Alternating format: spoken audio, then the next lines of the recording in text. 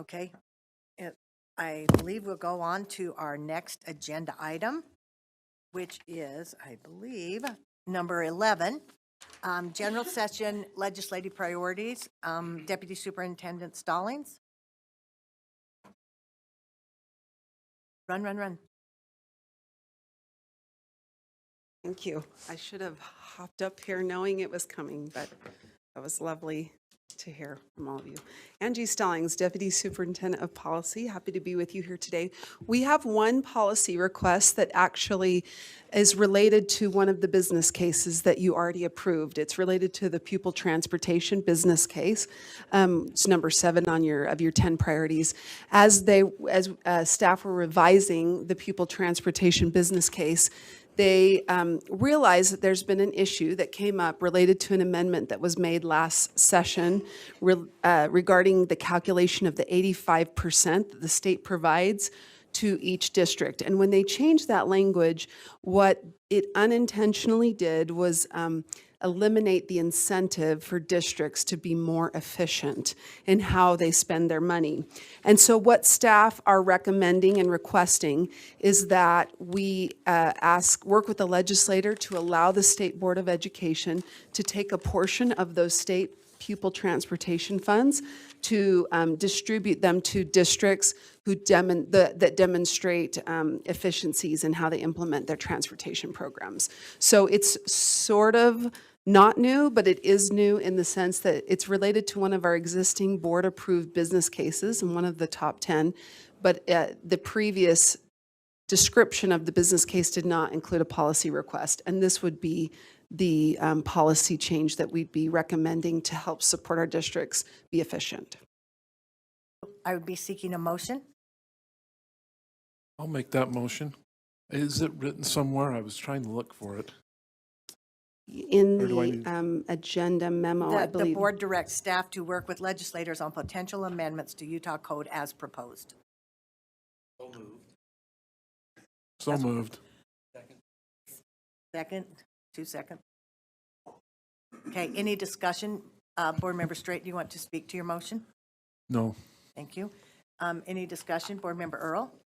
Yeah, I don't have any problems with efficiencies. I just want us to be careful that I'm guessing we're writing or helping write legislation around this. Is that accurate?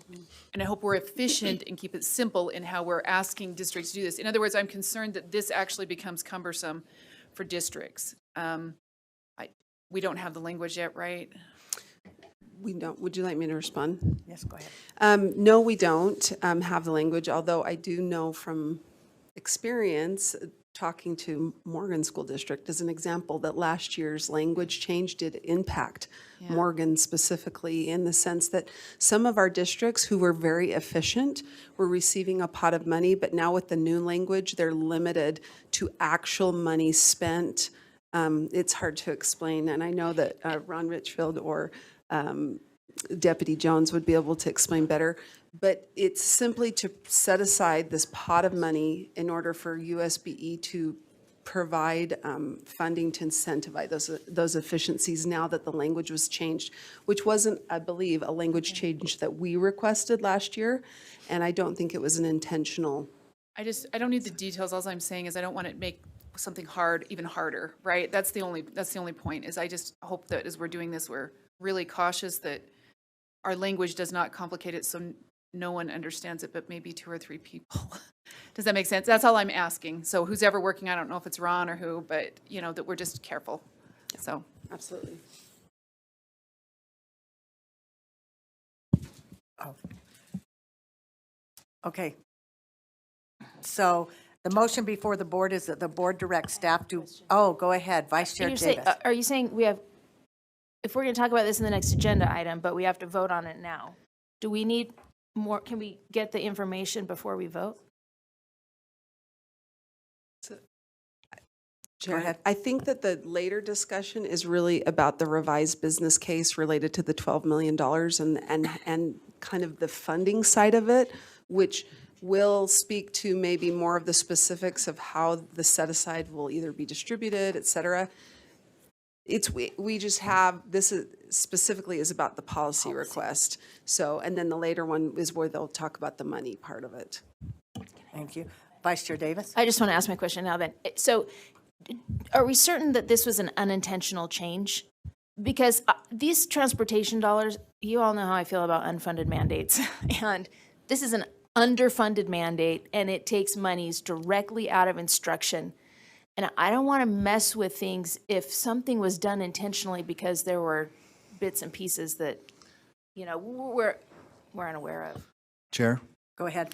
Deputy Superintendent of Operations Scott Jones. So the change that occurred in the code resulted in this unintended consequence of our having to look at more closely at this to come to this point, but then also to request funding, because the code says each LEA shall not exceed 85% of state, of the state amount, so that's provided to them. We're going to further develop that. It is an information item. I don't think you need to see the information item to make this case, but I think you'll see that the answer to your question is, by virtue of that change that occurred to the code, there were unintended consequences. I don't think they intended to do this, but, we're developing that with the legislature going into the next session. So I will categorize as that. Yes, there was a change to the code, but there was unintended consequences from that change. Okay, so the change was intentional, the consequences were unintentional. Yes, ma'am. I'll just do a quick follow-up by saying then, we're moving forward to study this and flesh out code, and it will be brought Yes. back for us to, support or not, or whatever, once Yeah. it gets done. Chair, if I may? Go ahead. This is why we did want to, this is precisely why we wanted to put these information items on, so you could hear from Ron, so that you know that we're developing this with the legislature at your direction, But, obviously we'll need to meet with the LFA, we'll need to meet with legislators potentially, but we'll keep you posted as you go into that weekly meeting mode. And then, of course, to Deputy Superintendent Stallings' point, there is that business case where we're requesting that funding. So we saw a value add and an opportunity to provide you information at this point so you could later take action as we develop this further with the legislature. Chair Huntsman? This is a question for staff. So the way that I understand this motion is that this motion gets us at the table with the legislators that actually, or with legislation that we want to have happen, but we got to have a legislator on board that's going to champion this. And so right now we're posturing, positioning, saying there's more work still to be done on this, but we've got to get an advocate started and a place at the table now. That's my understanding of the motion. Not the solution yet, but to get to the table. Would that Okay. be correct? That's Yeah. my question for staff. That's accurate, Angie? Yes. Thank you. Okay, so the motion before the board is that the board directs staff to work with legislators on potential amendments to Utah code as proposed. All in favor? Say aye. Those opposed? Passed unanimously. Okay, 11.2.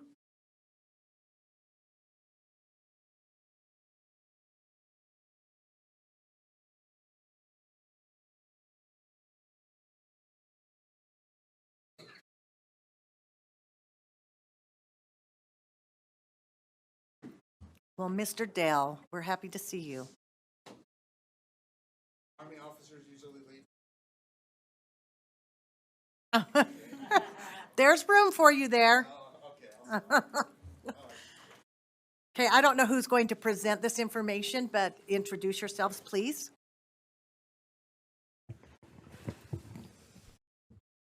Yeah, Sam Uri, School Finance Director here at USBE, and I have with me Dr. Nestor Rodriguez.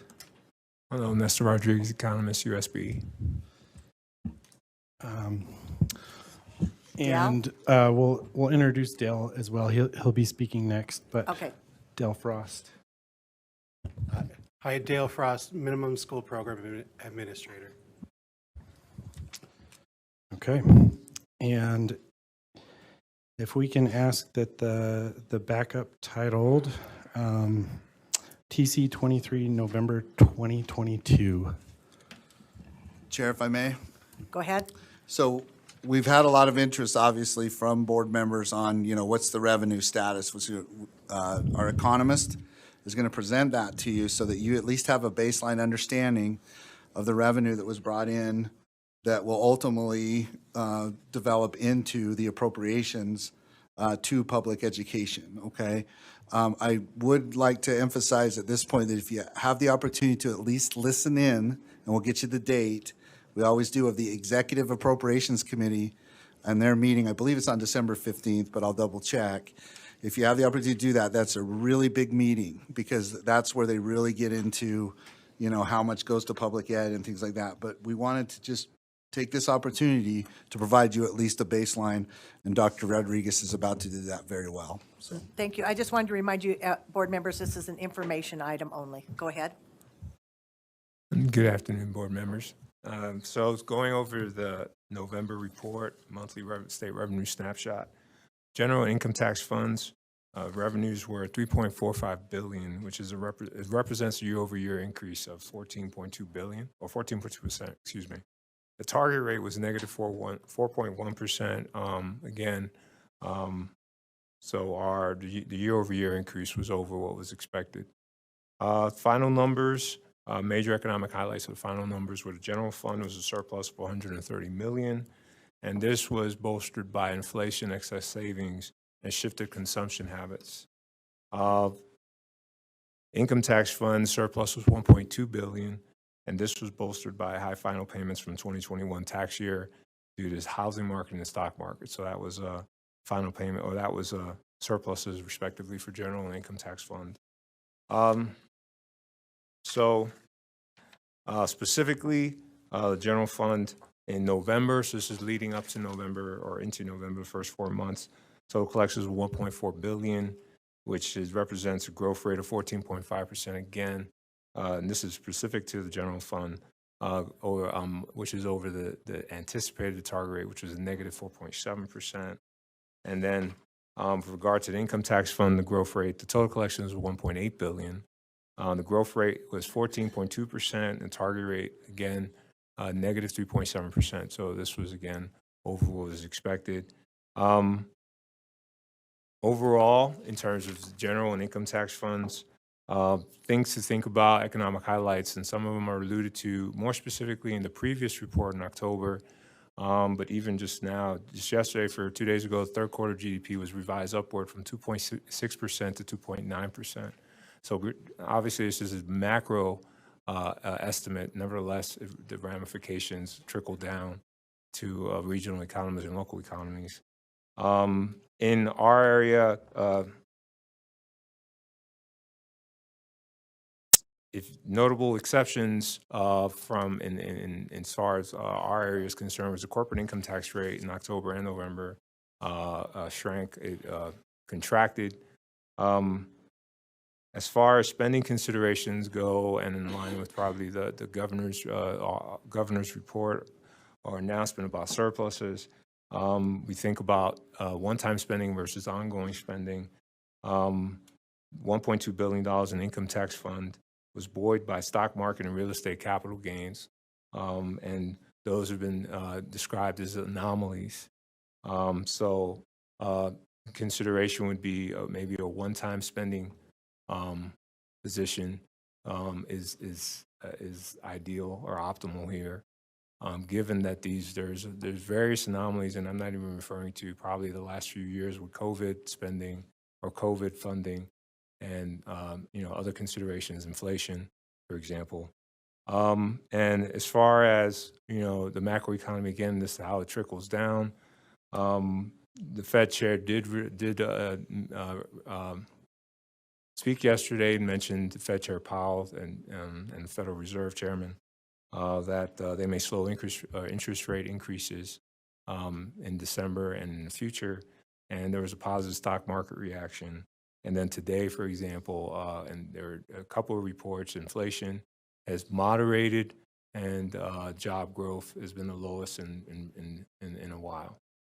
So again, things to kind of consider, sort of just conflicting signals all around. Thank you. Did you have anything to add to that, Sam? No? No, just happy to answer questions if board members have those. Okay? well, Chair, if I may. Go ahead. So when Dr. Rodriguez said the income tax fund, that was formerly known as the education fund, okay? I just want to make sure we correlate on that, right?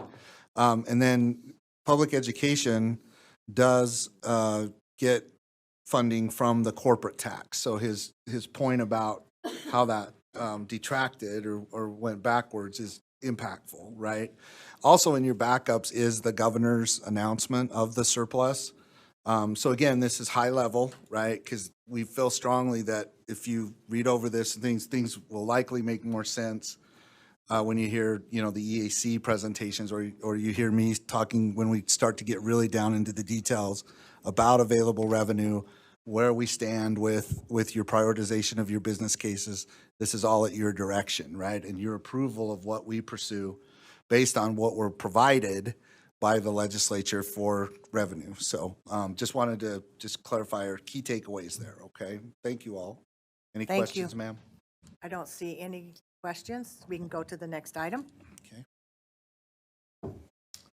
So our next item will be presented by Dell Frost, our minimum school program administrator. We've completed what we call the Common Data Committee process, and we'll turn the time over to Dale here to present that. Thank you, Sam. Thank you, Dell. Good afternoon, Chair, board members.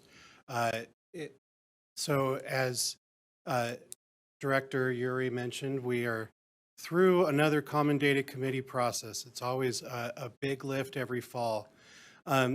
If we can go to the next slide, my purpose today is to kind of explain what that process is, what our deliverables were this year, and what those projections are, and some of the inputs that went into that. I'm sure you may have seen how October 1 enrollments have come in that significantly impacted this process.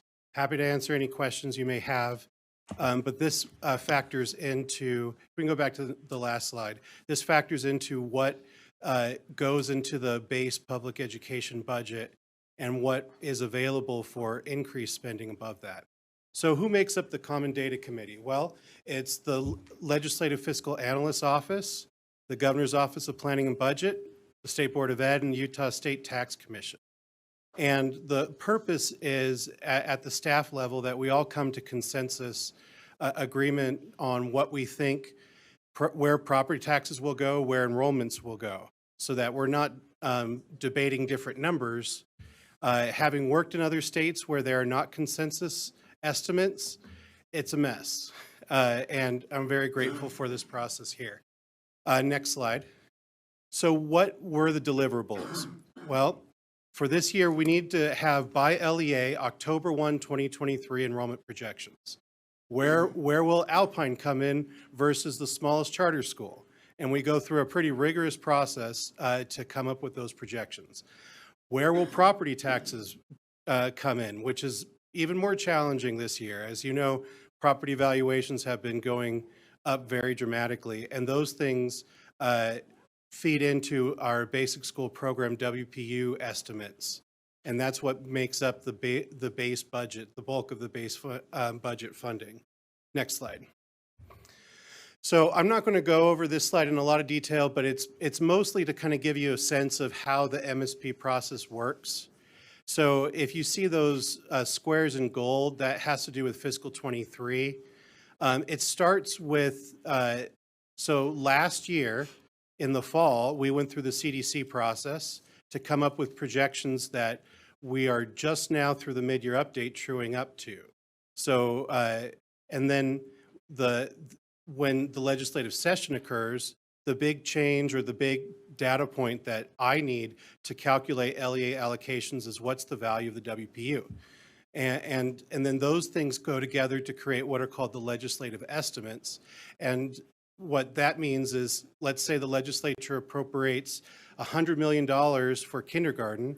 How much does Granite School District get of that $100 million? And that's based on statute and rule and those data points. And then in the mid-year update, we true up to actuals. We have the prior year ADM and we have the October 1 counts, which we didn't have when we do the legislative estimates. And then the final update, all that really occurs there is we have final property tax collections. That's the major data point. So hopefully it gives you an idea of what we go through each and every year to allocate these funds appropriately to every LEA. Next slide.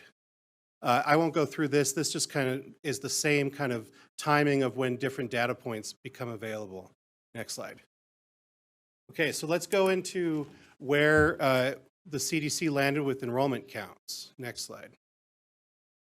So last year, when we went through the CDC projection process, and I've now done this for 3 years, 4 years, we projected the lowest growth that I had seen, which was 0.5%.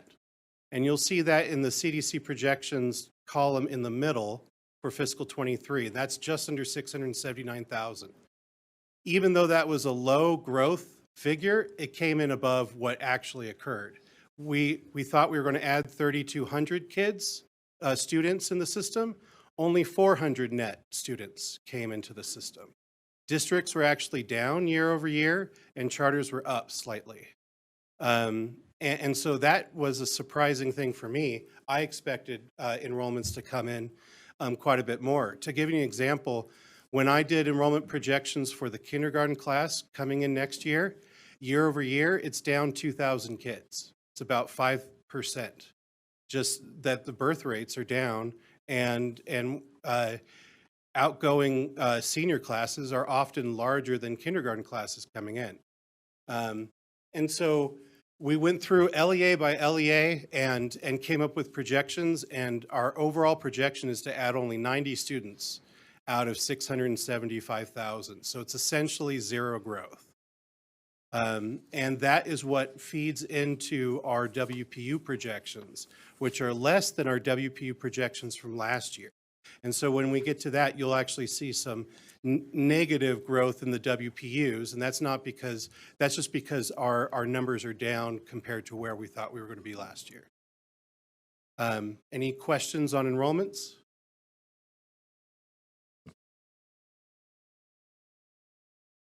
Board Member Klein. Yes, so your projections are based on birth rate or what? Is there more to it than that?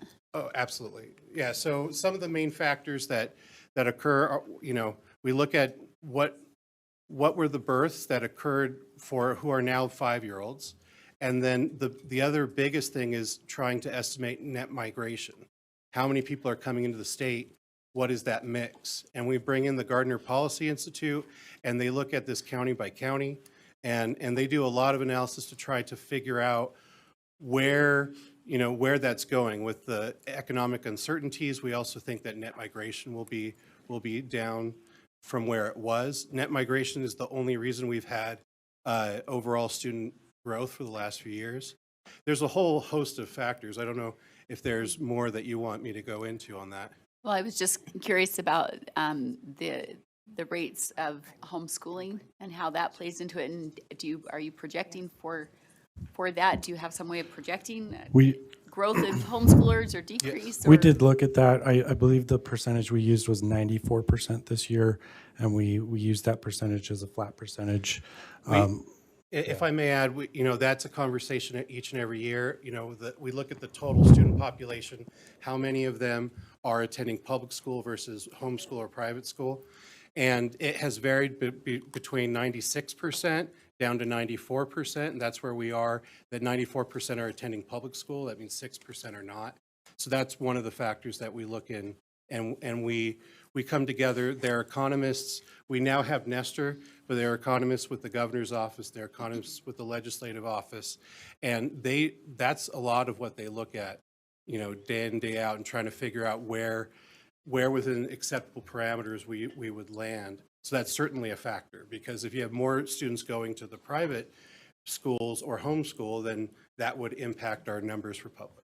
And last question, do we have numbers for the growth in private and charter and homeschool? Do we have those numbers? We do, and we can share those with you and show if and they've how been it going has up or down changed. Yeah, we from year to can year. share that with you. One of the challenges with homeschool numbers is parents are supposed to file an affidavit. How effective or how many parents are filing those affidavits? So there are some data questions, but we can provide that for you to see how that has changed. Thank you. I just wanted to throw on the table too that if you want to set up an appointment to get more information, that was very helpful when we first came on and sat down and learned how these things were done. Board Member Hart? Yeah, I just want to applaud you on how well you predict the future. I have some questions about my future as well. There's fortune cookies for that. Well, they're better than a fortune cookie, let me promise you. But I'm really impressed at how close the numbers are. Of course, they're never going to be perfect. That would scare me, but you do some excellent work, and that's something that I know that LEAs look to as to help make good decisions and be fiscally responsible to their constituents as well. So thank you for that work. 0.5% in our world is a lot, but it really isn't when you think about it overall. Yeah, thank you, board member. Thank you. Board Member Straight? Yes, in regards to equalization, are there any specific challenges that our current demographics are pointing to, like urban to rural districts, or LEAs, I should say?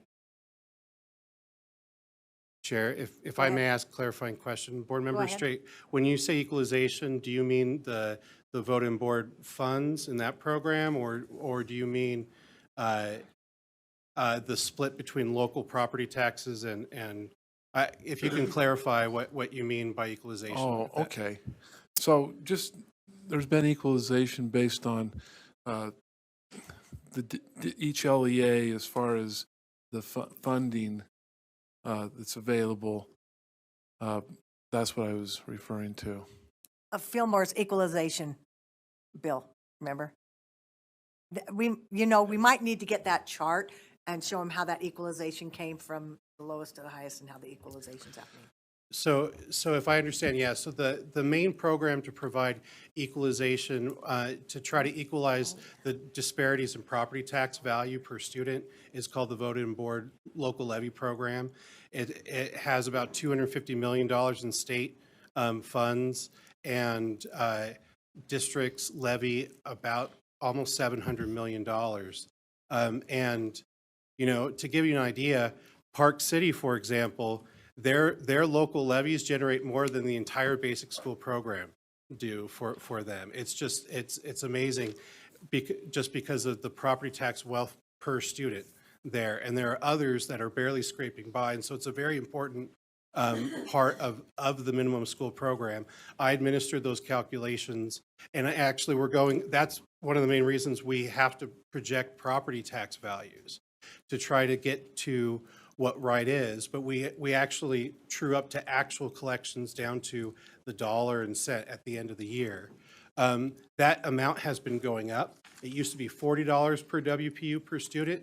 It was over $60, and it looks like it's going to continue to go up. And that has been a really important funding source for certain districts, especially who don't have certain student demographics or are lower on the property tax side. I don't know what else you need to know, but that's part of the conversation on the funding side and the projection side, if that helps, Board Member Straight. That does. I'm sorry if I wasn't as clear as I needed to be. You know more about it than I do. I guess the big question is we see the news stories where some LEAs are getting hit with a disproportionate amount of outflow. And I guess I'm concerned about how everything is coming together for the funding of schools that are really losing students more so than they are even in urban areas. So I don't know Chair, that if he I had a may. question there. Did you have a question there, Brent? No. If I can respond, there are, so negative student growth, especially in rural areas, is a continued and persistent issue in trying to make budgets, work. But that's also occurring in certain urban areas too, so. We can move forward to property taxes if that pleases the chair. Thank you. I won't spend as much time on the next two areas. Thank you. So on property taxes, tax year '22 was a historic year with increases. Net valuations statewide went up by 30%. We have not seen that ever. And we, as the CDC, we significantly undershot our projections on that. And going back to equalization, for example, there was $40 million balance in that program because of this huge growth. We actually allocated that out according to statute, but had to wait until fiscal '23 to do it. And so this year, trying to estimate where property taxes will be district by district was a challenge. We're thinking it will be more towards trend, which is about 10% year-over-year growth. Next slide, if you want to drill down into individual districts, these show the actual percent change in valuation by district. You can see that there's quite a range. Chair, if I may, Go ahead. for the benefit of the board, we have it on good authority that we can expect a lot of time and attention by the legislature on property and income tax. So more to follow. Yep. Go ahead, Dale. And so next slide is just the remainder of the districts. I'd be happy to answer specific questions later on if you have questions on those things. So just moving on to WPUs, if there are no questions. So what does this mean for basics program WPUs? And this is what will go into the base budget here. So the first column shows you the number of WPUs by program in the current base budget and where, or the current budget, and then where the base budget will land for '24, which is kind of the starting place for budget conversations. So you can see that kindergarten and grades 1 through 12 are down, kindergarten quite a bit. We've already kind of talked about why that is due to enrollment. The other notable thing I'd want to show is that the major growth in WPUs is actually in the special education add-on.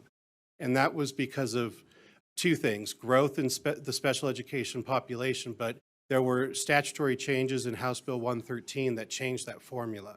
And we expected growth, but it was actually greater than I had expected in that program. And so overall, there's actually a net decrease in WPUs, but not by very much. But the shift in WPUs between kindergarten grades 1 through 12 and special education is notable. So happy to answer any other questions about that. Chair, if I may. Go ahead. So this is really what interests your districts and your charter schools. It all interests them. But so what we do, the process we take is we make sure that we inform you. So now we're going to share this with your business administrators or your district business administrators, right? So, and I would anticipate, we're already sensing some concern on the part of the, LEAs that, related to Dell's points here about, seeing this decrease, right? And that we're really anticipating that, due to the birth rates and some of the factors that we informed Board Member Klein about, that for the foreseeable future, we likely remain fairly flat, in gains, but more to follow on that as well. But of anything in this presentation, if you were to carve this out and carry it with you, there probably, you would see so when you're in discussions at the local level, right, this is what interests them the most, especially the enrollment counts, of course, and then what resulted from that. So I think that concludes your presentation, right, Dale? It does, Chair. Okay. Thank you, Dale. Board Member Moss? Quick question, similar to the others. What do we know about the factors contributing to that sped add-on increase and the high percentage of So, increase? if I may, Chair, Go ahead. as Administrator Frost noted, there has been growth in the special education population. And additionally, House Bill 113 made changes to the formula that amplified the growth in that program. So there are additional WPUs that have been generated in that program. Does that answer the question, Chair? Chair, I could provide additional information if that helps. Yeah, maybe just slightly Member deeper. I'm Moss. just curious what factors in terms of the growth of the population, understanding that the Right. legislation increased the cap, but So the main driver from House Bill 113 was there was is that the growth side of that formula was the growth, number of growth WPUs is up quite a bit because those caps have been relaxed a bit. And so that has been artificially lowered in the past, and now so we're capturing more of the growth, and that's the majority of those additional WPUs, if that helps. Your light's not on. Yeah, last question. It's not so much the growth in kids who are classified under SPED, it is the No, it's increase of the allowable cap. Okay, gotcha. And you're saying that's sort of the vast majority of the growth? Chair, if I may. Go ahead. So there's been growth for a while in the special education population, but those growth WPUs were limited. So for example, if your overall growth was less than your special education growth, you were capped at your overall growth. It was the lesser of the two. That's no longer the case in some of those things. And so I wouldn't say that we are way off trend on increase. It was up, but it's more that we're capturing more of that growth in WPUs when before we weren't. Thank you. Board Member Hanson, sorry. Thank you. And just a quick question. I believe when our economist, and thank you for joining us, was speaking, you talked about the income tax fund and that there was additional funding there, but that there were a lot of fuzzy words, I guess, in the explanation that made it look like that was maybe a one-time and not expected to continue in the future. I wonder if you could elaborate on that, and I wonder if there's any reason, strategically, if we can maybe gear some of our asks to one-time funding rather than ongoing funds, if that might be advisable. Can we get it's the note from the governor about the revenue surplus? We can pull that up on the screen.